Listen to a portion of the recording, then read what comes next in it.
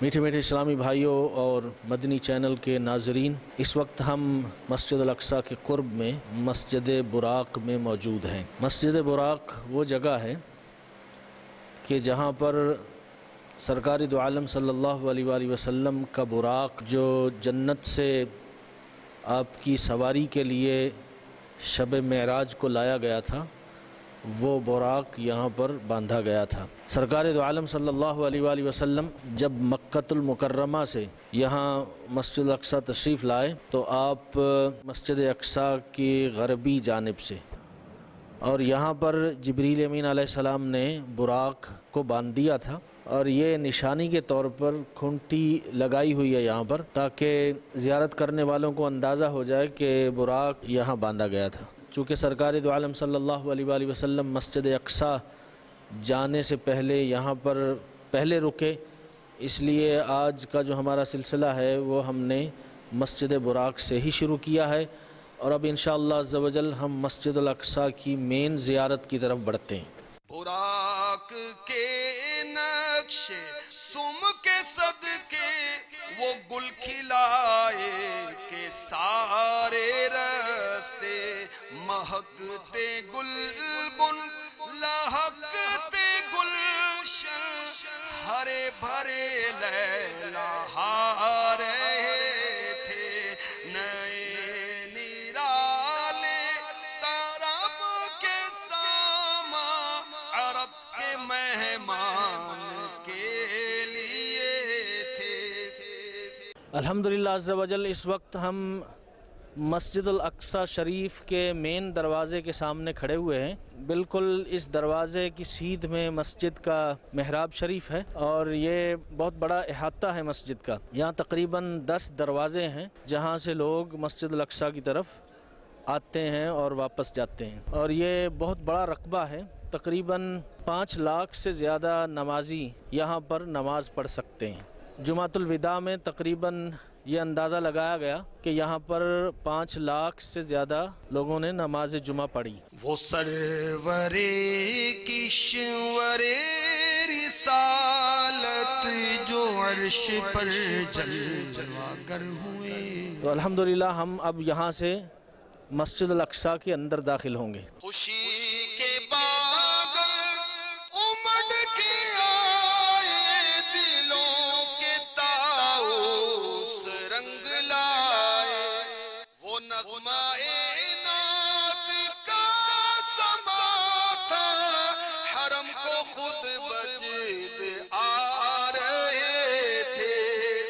الحمدللہ عز و جل اب ہم مسجد الاقصی شریف میں داخل ہو چکے ہیں، اور یہاں سے مسجد کا طول و عرض بڑی اچھی طرح سے نظر آ سکتا ہے۔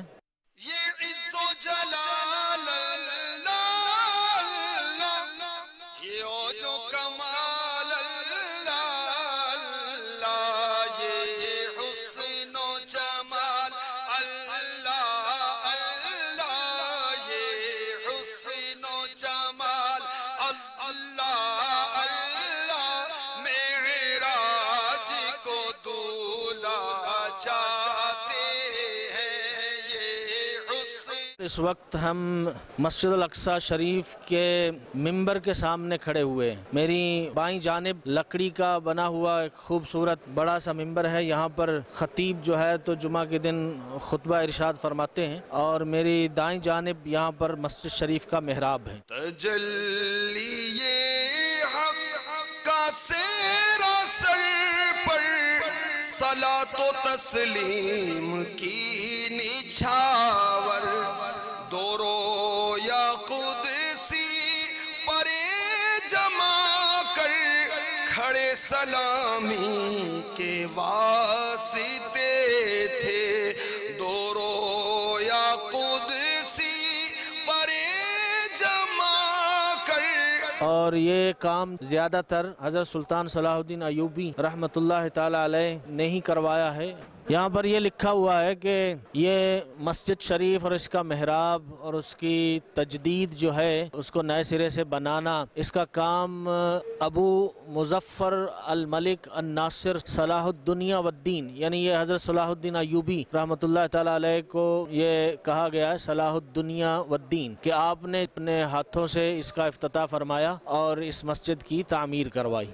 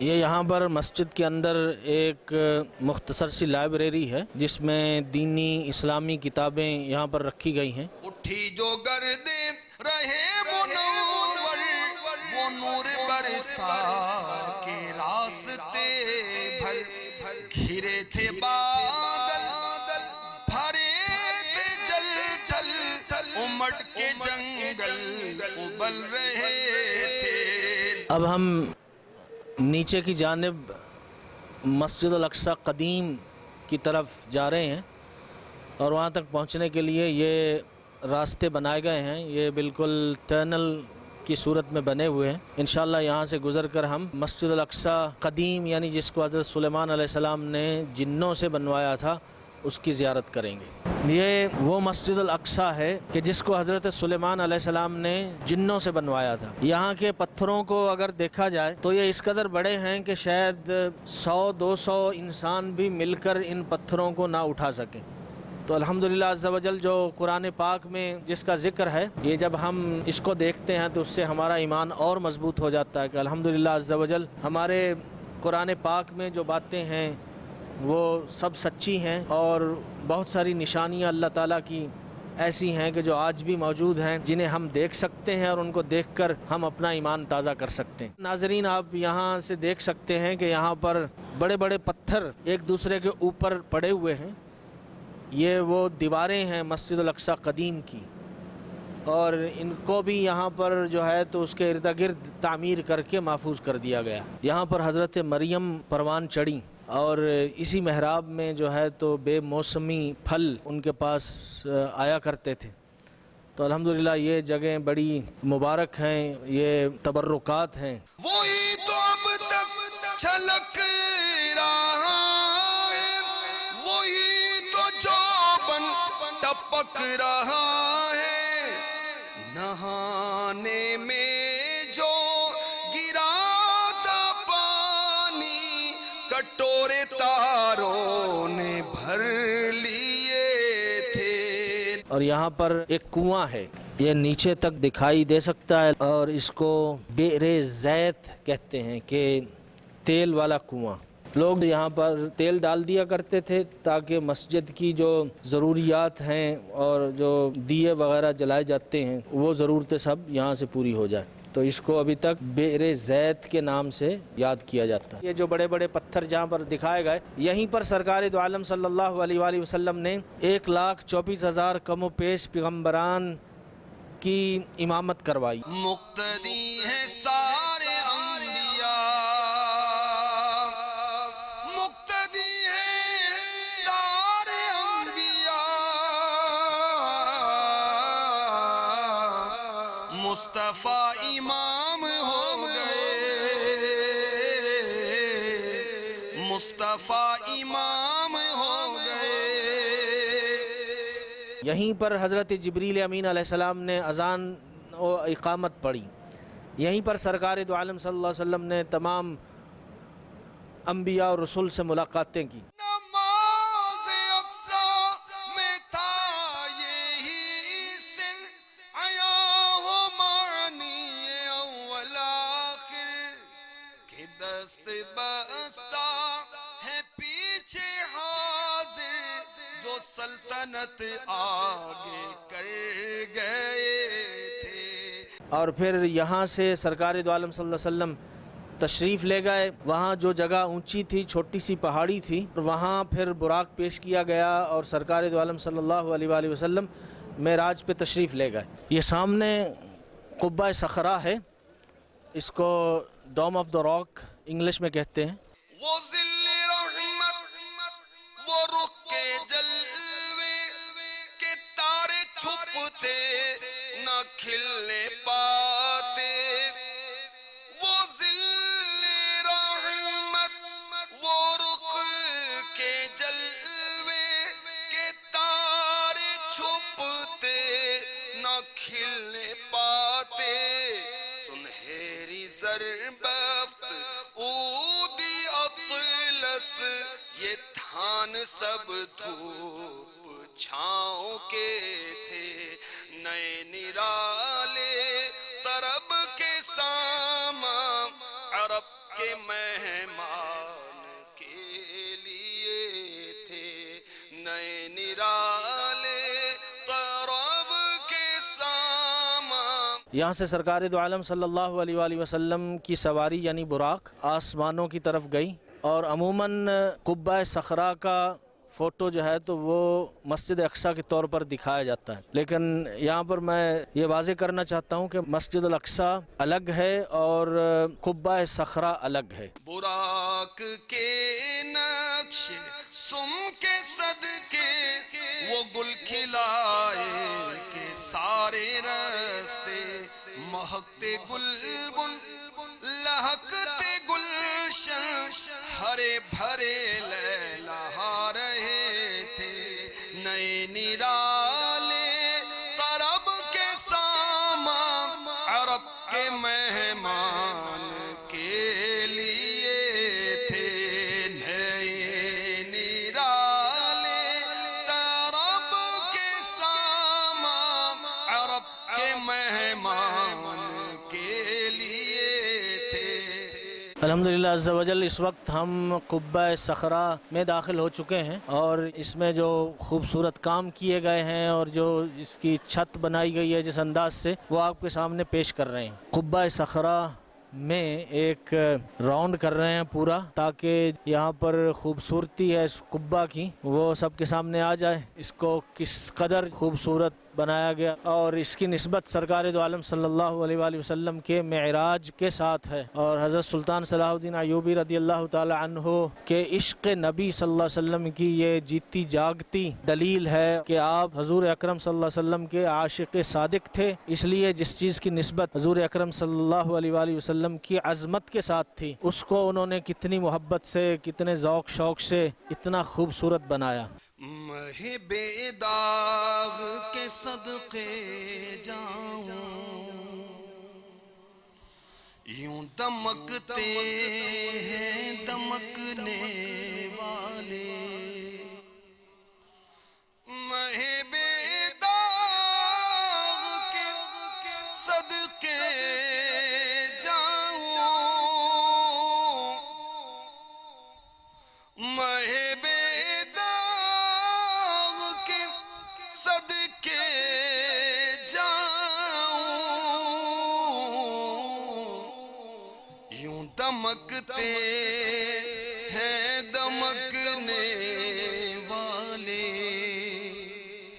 عرش تک پھیلی ہے تاب عارض، عرش تک پھیلی ہے تاب عارض، کیا جھلکتے ہیں جھلکنے والے، یوں دمکتے ہیں دمکنے والے۔ اور انشاءاللہ عز و جل ہم بہت جلد اس پہاڑی پہ پہنچتے ہیں جہاں سے سرکار دو عالم صلی اللہ علیہ وآلہ وسلم معراج پہ تشریف لے گئے تھے۔ الحمدللہ یہ وہ پہاڑی ہے کہ جہاں پر سرکار دو عالم صلی اللہ علیہ وآلہ وسلم براق پر تشریف فرما ہوئے اور پھر آسمانوں کی طرف تشریف لے گئے، اور اسی کے ارد گرد قبہ صخرہ بنا ہوا ہے۔ پہاڑیوں کا وہ حسن تزئین، وہ اونچی چوٹی، وہ ناز و تمکین، صبا سے سبزے میں لہریں آتی، دوپٹے ڈھانے چنے ہوئے تھے۔ اور اس پہاڑی کے نیچے جگہ کھود کر جگہ بنا دی گئی ہے کہ زائرین یہاں آ کر نماز پڑھ سکیں، نوافل پڑھ سکیں اور برکات حاصل کر سکیں۔ تو اس وقت الحمدللہ عز و جل ہم اس پہاڑی کے بالکل نیچے حاضر ہو رہے ہیں۔ یہ جگہ اس کے بارے میں لوگ کہتے ہیں کہ یہ جگہ نیچے ایک غار کی طرح تھی، اور سرکار دو عالم صلی اللہ علیہ وآلہ وسلم یہاں تشریف لائے اور 2 رکعت نماز پڑھی، اور سرکار دو عالم صلی اللہ علیہ وسلم جب اٹھے تو آپ کا سر مبارک اس جگہ پہ لگا، اور یہ پتھر یہ نرم ہو گیا، یہ جو اندر کی طرف گھسا ہوا ہے، تو یہ اسی لیے ہوا کہ سرکار دو عالم صلی اللہ علیہ وسلم کا سر مبارک لگا اور پتھر نرم ہو کے واپس گھس گیا، تاکہ سرکار دو عالم صلی اللہ علیہ وسلم کے سر مبارک کو تکلیف نہ پہنچے۔ یہ جو شیشے نور کا سر تھا کہ آب گوہر کمر کمر تھا، صفائے رہ سے پھسل پھسل کر ستارے قدموں پہ لوٹتے تھے، نئے نرالے طرب کے سامان عرب کے مہمان کے لیے تھے۔ اس کو قبہ محمدیہ کہا جاتا ہے۔ یہاں پر سرکار دو عالم صلی اللہ علیہ وآلہ وسلم نے 2 رکعت نماز ادا فرمائی تھی معراج پر روانہ ہونے سے پہلے، تو اس کی یاد تازہ رکھنے کے لیے اس کے ارد گرد ایک چھوٹا سا قبہ یعنی گنبد بنا دیا گیا ہے، اور اس میں ایک مصلی تعمیر کر دیا گیا ہے تاکہ لوگ زیارت بھی کریں اور یہاں پر نماز ادا کریں اور برکتیں حاصل کریں۔ اس قبے کے اندر لکھا ہوا ہے شفاعت یا رسول اللہ، گویا کہ سرکار دو عالم صلی اللہ علیہ وآلہ وسلم سے شفاعت کی درخواست کی گئی ہے۔ ابھی نائے تے پوچھتے سی تک کہ سر ہوئی مغفرت کی شلق، صدا شفاعت نے دی مبارک، گناہ مستانہ جھومتے تھے، صدا شفاعت نے دی مبارک، گناہ مستانہ جھومتے تھے۔ اور یہی مسلمانوں کا ہمیشہ سے عقیدہ تھا۔ پرانے مسلمان 500-600-700 سال پرانے مسلمان وہ بھی یہی عقیدہ رکھتے تھے۔ یہی وجہ ہے کہ یہاں پر جنہوں نے یہ تعمیریں کروائیں انہوں نے یہ لکھ کے نشانی چھوڑ دی کہ ہم یہ سب اس لیے کر رہے ہیں کہ حضور اکرم صلی اللہ علیہ وآلہ وسلم ہماری شفاعت فرمائیں۔ شفاعت کرے حشر میں جو رضا کی، شفاعت کرے حشر میں جو رضا کی، سوا تیرے کس کو یہ قدرت ملی ہے، سوا تیرے کس کو یہ قدرت ملی ہے۔ صلو علی الحبیب صلی اللہ تعالی علی محمد۔ مجھے اپنی اور ساری دنیا کے لوگوں کی اصلاح کی کوشش کرنی ہے۔